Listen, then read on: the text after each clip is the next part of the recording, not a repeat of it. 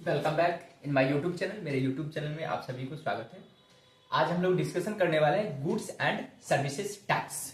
तो इस तरह से समझेंगे इसका बेसिक क्लासेस कि गुड्स एंड सर्विसेज टैक्स क्या है।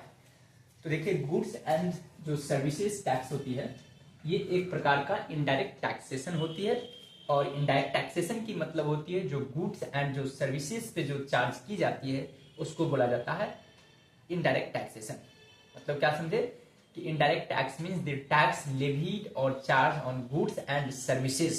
मतलब जो भी गुड्स और सर्विसेज पे जो चार्ज की जाती है उसको बोला जाता है क्या चीज, इनडायरेक्ट टैक्स। और उसी इनडायरेक्ट टैक्स में ये क्या है, ये जीएसटी आती है।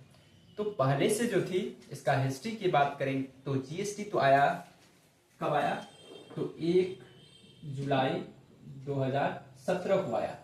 तो क्या सर इनडायरेक्ट टैक्स क्या इससे पहले था कि नहीं? तो इससे पहले भी रहा होगा जीएसटी से पहले इनडायरेक्ट टैक्सेशन, क्योंकि इनडायरेक्ट टैक्सेशन के अकॉर्डिंग ये जीएसटी है।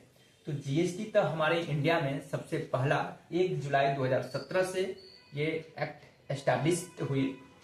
तो इससे पहले क्या था, तो हमेशा याद रखेंगे कि जीएसटी से पहले आपको इनडायरेक्ट टैक्सेशन में आपको क्या थी, एक्साइज ड्यूटी थी। एक्साइज ड्यूटी थी, ठीक है। उसके बाद आपको कस्टम ड्यूटी थी, एक्साइज ड्यूटी, कस्टम ड्यूटी। उसके बाद कस्टम के बाद आपको वैट टैक्स थी, उसके बाद सीएसटी सेंट्रल सेल टैक्स थी। उसके बाद आपको क्या था, सर्विसेज टैक्स था, सर्विसेज टैक्स, ठीक ना। इन तमाम प्रकार के जो टैक्सेशन थे उन सभी को सबज्यूम कर दिया गया। इन सभी इनडायरेक्ट टैक्स को सबज्यूम कर दिया गया। क्या कर दिया गया? सबज्यूम कर दिया गया, ठीक है। और इसको जगह पे नाम रखा गया GST, goods and services tax. तो अब प्रश्न ये आती है कि सर इन तमाम इनडायरेक्ट टैक्सेशन को हटा करके जीएसटी रखने की क्या आवश्यकता पड़ी? ऐसा क्या सिचुएशन आया कि गवर्नमेंट ने जितने भी प्रकार का जो इनडायरेक्ट टैक्सेशन था उसको हटा करके जीएसटी लाया? तो देखेंगे यहाँ पे सरकार इसलिए ऐसा किया, गवर्नमेंट ऐसा इसलिए प्लान लाई क्योंकि ये जो वैट टैक्स हुआ करता था ये स्टेट वाइज लगती थी, ठीक है। तो डिफरेंट स्टेट का डिफरेंट वैट का रेट हुआ करता था, जिसके कारण एक ही कमोडिटी का डिफरेंट प्राइस हुआ करता था।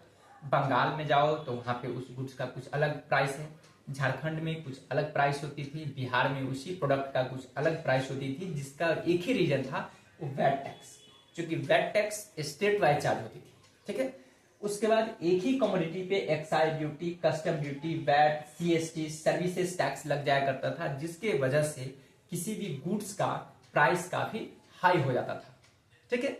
तो यहाँ पे दिक्कतें होने लगा, इसलिए गवर्नमेंट ने एक न्यू प्लान लाया कि कुछ ऐसा सिस्टम लाया जाए कि इन तमाम प्रकार के इनडायरेक्ट टैक्सेशन को वन नेशन वन टैक्स हो जाए। मतलब कि सभी जगह का रेट सिमिलर हो, चूंकि एक ही कंट्री के विदिन है तो रेट क्यों डिफरेंट होगा, इसलिए उन्होंने क्या किया, इन तमाम प्रकार के इनडायरेक्ट टैक्सेशन को सबज्यूम करके जीएसटी लाया।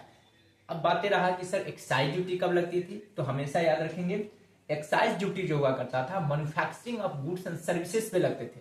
यानी कि कोई मैन्युफैक्चरर को देना होता था, जब कोई प्रोडक्ट का वो प्रोडक्शन करती थी तो एक्साइज ड्यूटी देनी पड़ती थी।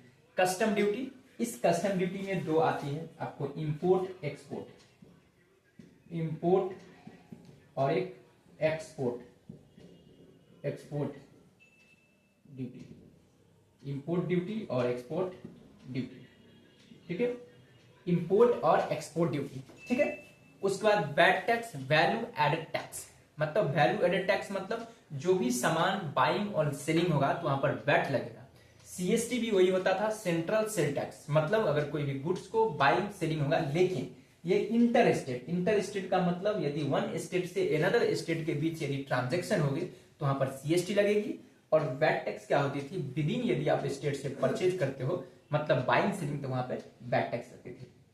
सर्विसेज टैक्स कोई सर्विस प्रोवाइडर को देनी होती थी, जैसे कोई टीचर है, कोई अपना एजुकेशन प्रोवाइड कर रखा है, इसका मतलब ये सर्विस हुआ तो सर्विस टैक्स देनी है, ठीक है। अगर कोई ऑडिटर है किसी कंपनी का ऑडिट कर रही है तो वो उसको ऑडिट जो फी होती है तो उसके लिए इनकम है, और सर्विस प्रोवाइडर है तो उसको ऑडिट फी पे सर्विस टैक्स देनी है। कोई कंसल्टेंसी खोल रखा है, कोई आर्किटेक्चर है उसको देना पड़ता था, कोई ऑथर है उसको देनी पड़ती थी। इन तमाम प्रकार के सर्विस प्रोवाइडर को सर्विसेज टैक्स दिया जाता था, और ये सर्विस टैक्स जो होती थी फाइनेंस एक्ट 1994 में आया था, जो हमारे देश की जो पूर्व प्रधानमंत्री मनमोहन सिंह थे वो लाए थे राजाजी चिड़िया जी के कमिटी में, ठीक ना। राजाजी चिड़िया कमिटी 1994 में लाए थे, और सर्विस टैक्स को इनहांस और वाइड रूप से मनमोहन सिंह का देन है, जो सर्विसेज टैक्स को वाइड एरिया में उन्होंने एक्सप्लेन कर दिया, और उन्होंने एक एक चीज पे उन्होंने मंथन किया। तो आई होप आपको बातें समझ में आ गई है। अब हम लोग चलते हैं कि जीएसटी का टाइप कौन कौन सा है। तो देखेंगे जीएसटी का टाइप जो आती है, तो जीएसटी में आपको जो ये टाइप्स है वो देखेंगे। एक होती है एसजीएसटी, दूसरी होती है सीजीएसटी, ठीक है, और नेक्स्ट होती है यूआई इंटीग्रेटेड आईजीएसटी, और नेक्स्ट होता है यूटीजीएसटी, यूटीजीएसटी। इसका मतलब ये 4 प्रकार का जीएसटी है, ठीक है, 4 टाइप। ये क्या हुआ? State goods and services tax. ये अक्सर एग्जाम में पूछ देता है इसका फुल फॉर्म। स्टेट, इसका मतलब हुआ state goods and services tax, ठीक है। इन द सेम वे सी का मतलब हुआ central, C for central goods and service tax. I का मतलब हुआ integrated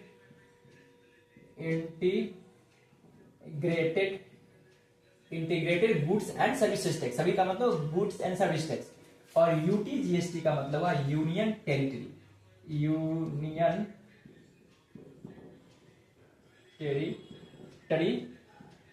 union territory goods and services tax. अब ये समझना है कि ये जो टाइप्स जीएसटी कहां कहां पे कौन सा अप्लाई होती है। तो ये SGST, CGST, central goods tax कब अप्लाई होती है? जब आप विद इन स्टेट, मतलब इंट्रा स्टेट जब ट्रांजैक्शन होगी, इंट्रा स्टेट ट्रांजैक्शन जब होगी तो वहां पर एसजीएसटी और सीजीएसटी दोनों लगती है। जैसे एग्जांपल के तौर पे आप लैपटॉप वगैरह परचेज करते हो या कोई अनदर, एक बार मैं ऑन कैमरा पहले देख लेता हूं,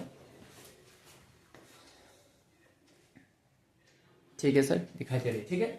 आप यदि कोई लैपटॉप देखते हो, परचेज करने जाओगे, या कोई कार्टिलेज या कुछ गुड्स वगैरह परचेज करो, तो इनवाइस जब देगी तो आप देखिएगा, अगर आप बिहार के पर्सन हो, बिहार में यदि कोई चीज परचेज करो गुड्स को, तो वहां पर देखेंगे आपको एसजीएसटी और सीजीएसटी दोनों चार्ज होती है। क्योंकि जीएसटी का यदि एट द रेट ऑफ 18% है, एट द रेट ऑफ 18% यदि जीएसटी है, ठीक ना, तो 9% देखेंगे आपको सीजीएसटी रहेगा, और एसजीएसटी रहेगा 9%, यानी कि दोनों मिलाकर 18%।